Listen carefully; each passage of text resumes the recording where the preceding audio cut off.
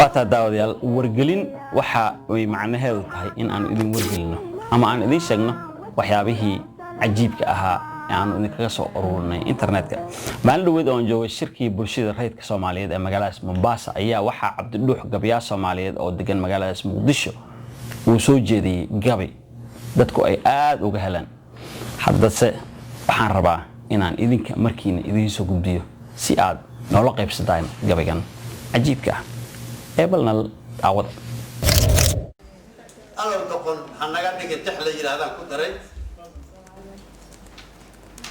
bismillaahir rahmaanir rahiim wuxuu yiri marka nin dagaal jeclaysto nabad diiday waa doqon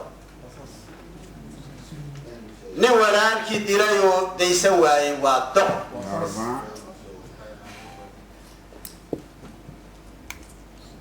nin walaalkii dilay oo deysan waayay waa doqon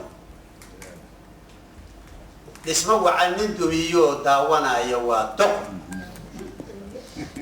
waxaan duxi ka raacay nin ku daaray waa doqon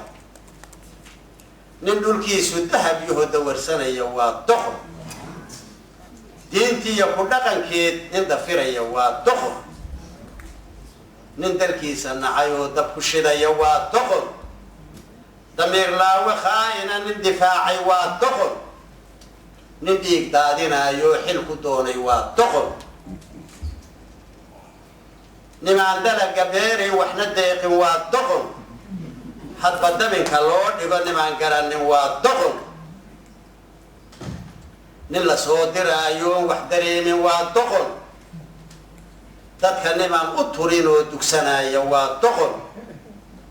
beenta ruux ku daran oon xishoonaynin waa doqon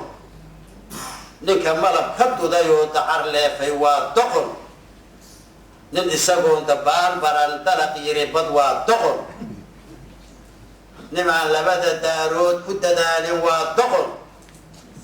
nin isagoo dambiile ah isdahiraya waa doqon nin dariiqii nabigii ka dayoobay waa doqon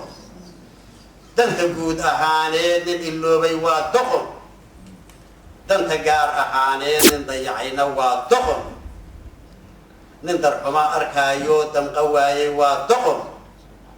dar ilaah nin loo wuxo dulmi mooday waa doqon markuu cadowgu degan yahay ninkii daaya waa doqon waxa lagu ducaystaa allow doqon ha naga dhigin